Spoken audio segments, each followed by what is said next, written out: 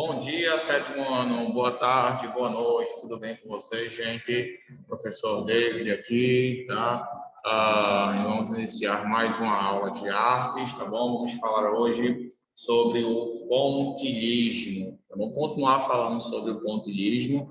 Na última aula nós introduzimos o assunto, vamos dar uma olhada hoje usando o nosso livro também. Eu vou compartilhar com vocês aqui o arquivo do nosso livro, tá? Um assunto muito interessante, como vocês puderam perceber, muito legal de se estudar, uma técnica muito fácil de ser elaborada, muito fácil de ser realizada, tá bom? E a gente vai iniciar agora, vamos falar um pouco mais utilizando como base o nosso livro. Ainda lembrar as orientações para vocês, a dedicação, foco, né, para que vocês consigam ter acompanhamento das aulas, evitem distrações, evitem estar em locais movimentados quando vocês forem assistir às aulas, para que vocês consigam acompanhá-las sem nenhuma dificuldade, tá bom, gente? Então, estamos aqui, vamos iniciar lá, vamos falar um pouquinho mais sobre essa questão do pontilhismo, tá bom? Então, eu vou pedir que vocês abram seus livros aí, um minuto, livro de artes, vocês vão abrir aí ele na página...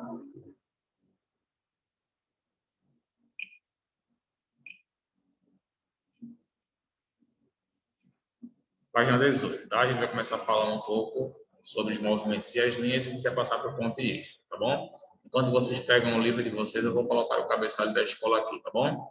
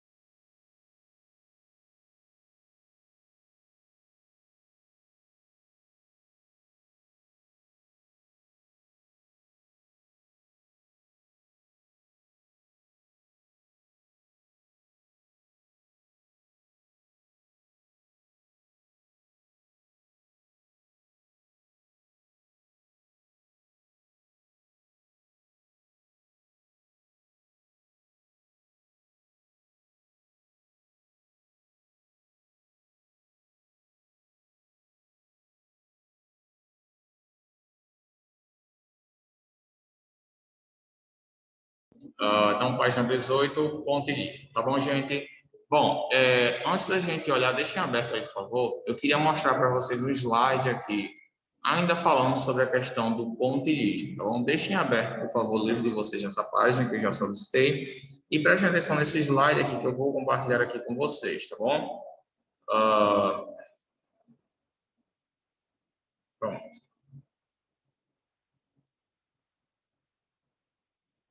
Bom, pessoal, esse aqui é o pontilhismo, é um artigo elaborado por Luísa. Vou mostrar algumas características para vocês do pontilhismo, as quais a gente já também abordou na aula passada, né? Na aula passada a gente também já falou sobre o pontilhismo, a gente já falou sobre isso, tá bom? Então vamos lá. Primeiramente, o que é o pontilhismo? O pontilhismo é uma técnica de pintura que consiste em pintar, preencher o desenho usando pontinhos de tinta ou caneta hidrográfica. Aqui a gente tem uma representação de uma imagem usando o pontilhismo. Vejam as características dessa imagem.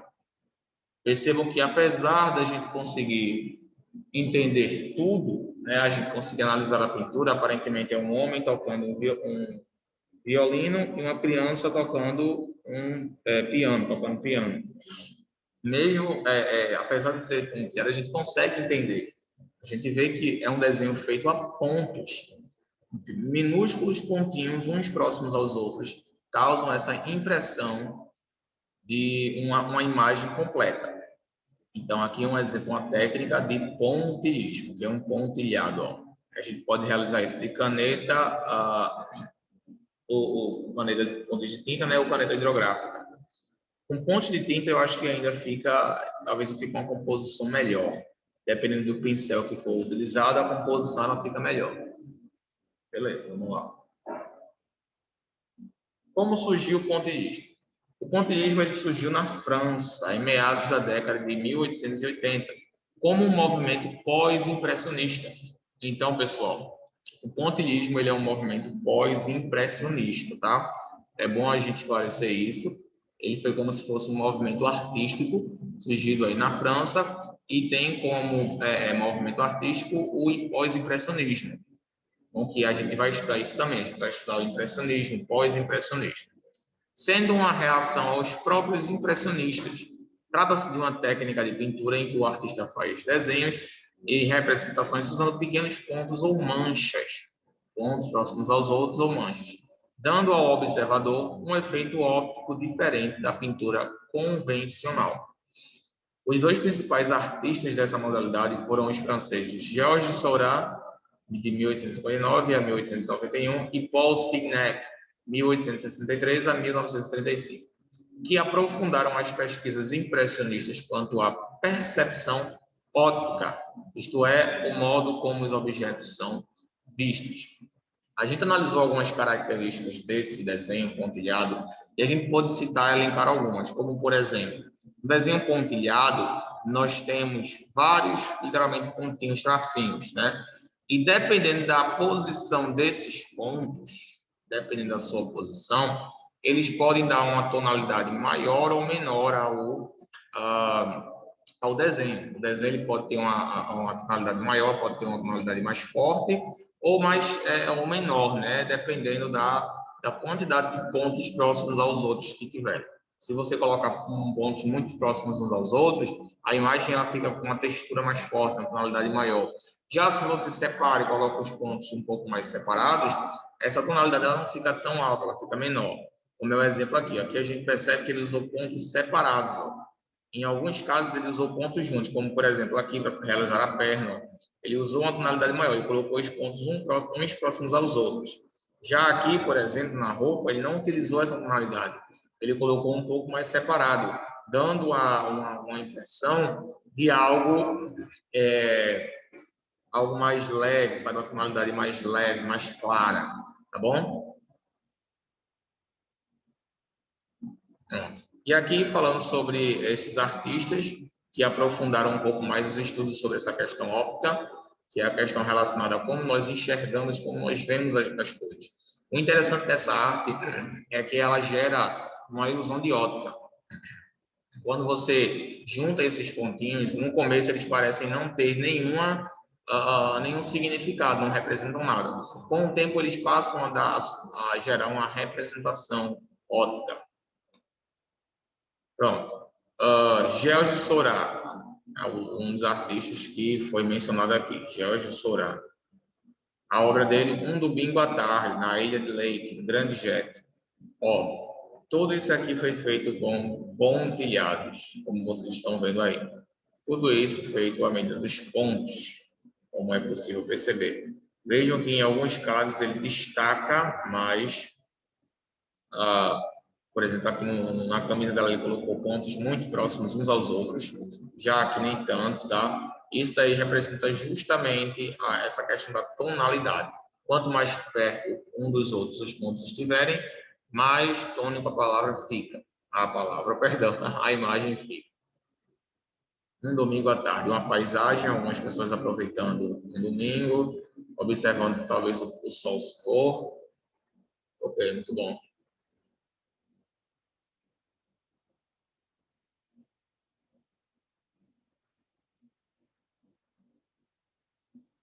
O canal de Gravelines, Petit Fort Philippe, também de Georges Seurat. Aqui a gente percebe que no mar ele utilizou pontos separados uns dos outros, que deu uma tonalidade menor, mais fraca, sabe? Dá essa impressão para a gente. Aqui alguns navios, alguns barcos, aparentemente, extintor, um xijo, uma rua. Aqui ele também utilizou uma tonalidade mais forte, né? Bom. Mulheres pela Água, Georges Seurat também.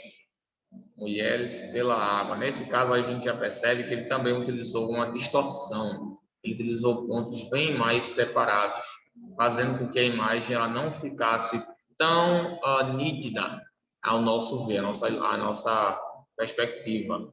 Aparentemente, algumas mulheres, uma mulher sentada, outra em pé, em frente a parece ser talvez um mar, um rio, algum riacho, uma coisa parecida. Junto a algumas árvores e no chão a gente percebe também a presença de vários, acho que acredito que sejam flores ou plantas. Ok, sentadas no gramado, muito bem. Paul Signal, agora o segundo artista pontillista. A boia vermelha. Oh, parece ser lá no Veneza, né? Na Itália. Olha que legal. Nesse caso aqui, ó, ele também já utilizou pontos separados, tá bom? Dando a impressão de algo mais distorcido. Mas vejam como eles conseguem representar várias coisas utilizando pontos. A gente consegue perceber a imagem. No começo ela não fica assim. Isso aqui acontece com o tempo. Isso aqui acontece à medida que ele vai colocando, preenchendo os bloquinhos. Né? Mas depois, antes disso, não fica dessa forma. A imagem, a pintura, ela fica, ela não expressa, não é expressa dessa forma. Ela começa a criar sentido e representações ao decorrer da estratégia. Ainda dele, retrato de Félix, também no pontilhismo. Nesse caso, a gente já percebe a presença dos pontos mais próximos aos outros, o que faz com que a imagem fique mais nítida, dando a impressão de uma cor mais forte, mais tônica, como vocês podem perceber. Tarde de Domingo, também de Jorge Seurat. Aqui, ó, olha que legal. Também, nesse caso, ele também utilizou a presença de pontos um pouco mais separados, dando uma baixa tonalidade à imagem.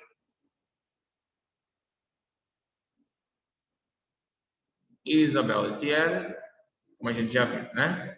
Ok. Muito bem, pessoal. Legal. Deixa eu voltar aqui para o nosso quadro. Pronto. Então, agora a gente vai para o nosso livro. A gente já analisou todas as características, a gente viu algumas das obras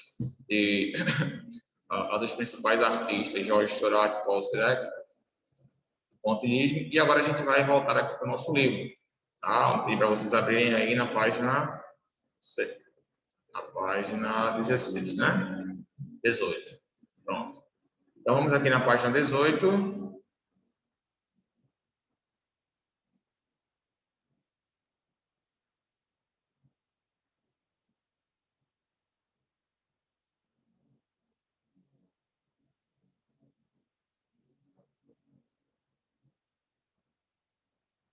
Pronto.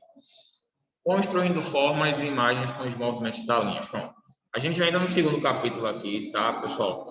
Falando agora sobre a questão dessas linhas e tal, tá bom? Agora, analisem essa imagem aqui, cuja resposta é pessoal, essa pergunta aqui, esse questionário. Uma possível interpretação da letra da música Aquarela é que construímos a nossa vida como um quadro, com tintas, fantasias e imaginação. Você concorda com essa afirmação? Vocês acham que a nossa vida ela é construída a partir da nossa imaginação, da nossa interpretação? O que é que vocês acham aí? Em partes, eu concordo com isso, né? A nossa arte é como se for, a nossa vida é como se fosse uma arte, ela é construída à base de alguns elementos. O enredo da letra caracteriza acontecimentos que constituem ações, oferece a possibilidade que temos para colorir e transformar uma folha branca em desenhos criativos. Como podemos usar nossa imaginação? Em uma folha de papel, fiz desenho que você compreendeu. Não é necessário que você realize essa atividade agora, tá? É apenas uma pergunta reflexiva. Quando Tolkien ele canta essa música, ele faz uma alusão à nossa capacidade de construir uma nova vida do nada, a partir do zero. Uma folha qualquer, eu desenho só amarelo. Então, ele quer enfatizar essa capacidade de você de construir algo na sua vida sem que você tenha alguma coisa, né? Isso é possível. Então, a gente vê aí que até em uma música a gente consegue entender a presença da arte e a presença de um ensinamento. Você já conhece essa música? Acredito que todo mundo já conhece essa música, né? No seu entendimento, sobre o que essa música fala? Ela fala sobre essa possibilidade de criação, de formação da nossa vida, né? Pronto. Agora a gente vai falar sobre a questão dos pontos e das linhas, tá bom? Ainda na página 18 do nosso livro, beleza? Vamos lá. A sequência de pontos muito próximos constitui um elemento fundamental na linguagem visual, a linha. Esse elemento pode ser assimilado com o rastro, como um rastro que o ponto deixa quando se desloca no espaço. As linhas podem ser grossas, finas, retas e redondas, contínuas, coloridas e etc. Cada modelo ou a associação de vários deles nos traz uma informação, marca fronteiras, bordas, interseções de superfícies, profundidade, além de provocar diversas sensações. A linha reta é firme, estável e nos dá a impressão de segurança e solidez. Quando apresentada na forma horizontal, pode dar a ideia de quietude. Quando na vertical, pode sugerir elevação espiritual. A espiral é envolvente, é sinuosa, sensual e suave, e pode nos transmitir a sensação de sonho e movimento ritmado.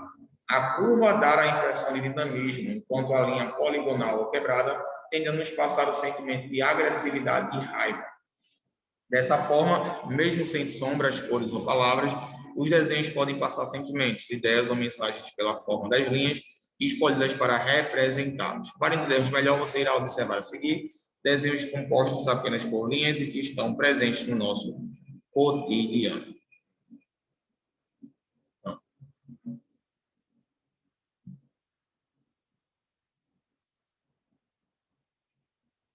Aqui a gente tem alguns balões, tá? Formados justamente por essas linhas. Os balões comuns nas histórias em quadrinhos são de diferentes formatos para enfatizar os sentimentos dos personagens. Porém, mesmo sem um texto presente, conseguimos interpretar os balões.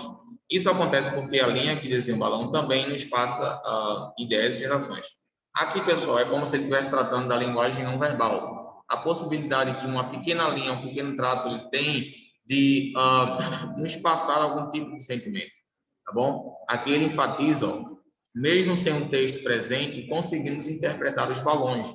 Isso acontece porque a linha que desenha o balão também nos passa ideias e sensações, ou seja, a imagem, ela transmite uma sensação para nós, ela transmite um sentimento para nós, tá bom? A imagem, ela tem essa capacidade de transmitir alguma coisa, transmitir uma ideia, transmitir um pensamento, transmitir um sentimento. Então, eu vou dar 2 minutos e eu quero que vocês analisem essas imagens aqui e tentem representá-las, tentem encontrar formas que representem um sentimento que vocês sentem ao analisar cada um desses bloquinhos aqui. Qual é a primeira palavra que vem na cabeça de vocês? Por exemplo, tristeza, esse daqui. Felicidade, esse daqui. Tá? Então, vocês vão analisar esses bloquinhos e vocês vão dizer o que é que eles representam para vocês, tá bom? 1 minutinho para vocês fazerem essa atividade.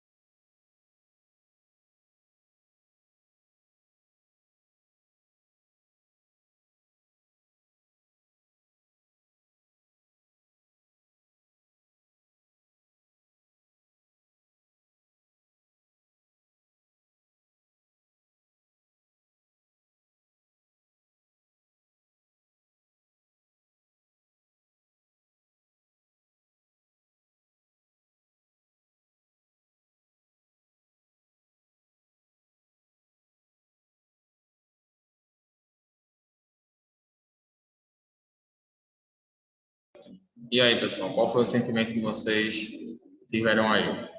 Ó, esse daqui, acho que confusão, talvez confirmação, tristeza, legal, chateado, preocupado, louco, triste, zangado, bravo, muito irritado, né? Enfim. Então, vocês estão percebendo aí que é possível que a gente consiga identificar os sentimentos através apenas de traços, tá bom? Pelo formato. Porque esses sentimentos, esses traços, eles nos remetem a alguma coisa que nós já vimos no nosso dia a dia, tá bom? Ó, olha a observação que ele coloca aqui. Ó. É comum ouvir a frase, eu não sei desenhar. Quando vemos alguém tentando representar algo e o resultado não é igual aos desenhos que costumamos ver na televisão.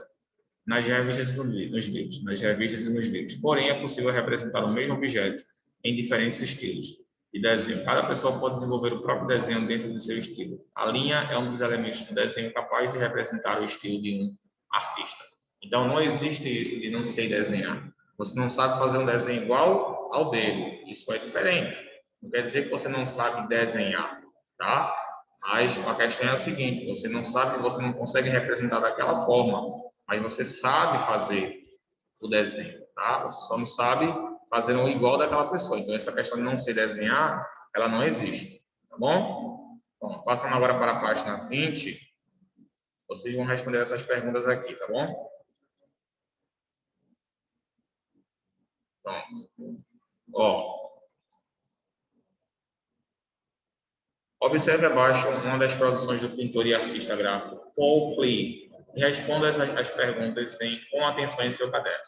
Vocês vão responder essas perguntas aqui, tá bom, pessoal? Todas são pessoal, como vocês podem ver aqui, todas são respostas pessoais. Vocês vão responder e vocês vão mandar para mim através do Classroom. Essa vai ser a nossa atividade de arte. Analisem essa imagem com muito bastante atenção, tá bom? E mandem para mim a resposta no Classroom, tá bom? Não esqueçam de mandar o nome de vocês, a série, a atividade do dia, qual foi, tá bom? A página também, beleza? Respondam aí. Primeiro, letra A. Você vê outros elementos de composição nesse trabalho além da linha? A obra lhe transmite sensações quais? Junto com o professor, esse aqui vocês não precisam responder letra C, tá? Essa aí não precisa responder. Que tipos de linha podemos encontrar nesse trabalho? Você acredita que tenha sido fácil pintar esse anjo? Por quê? Pesquise e colhe um cartaz de imagens que apresentem linhas de tipos variados. Essa aqui também não é necessário, tá? A letra C e a letra F não são necessárias, tá bom? G, escolha entre as imagens, você não vai ser pronto. Nem letra C, nem letra F, nem letra G. Apenas letra A, B, D e E. Tá bom? Apenas essas 5 questões aí, A, B, D e E. Pronto. Essas 4 questões aí respondam. Tá bom? Mandem para mim no WhatsApp, vou estar esperando a resposta de todos vocês. Tá bom, pessoal? Pois, gente, então a gente fica por aqui, tá? Deixa eu copiar aqui. Atividade.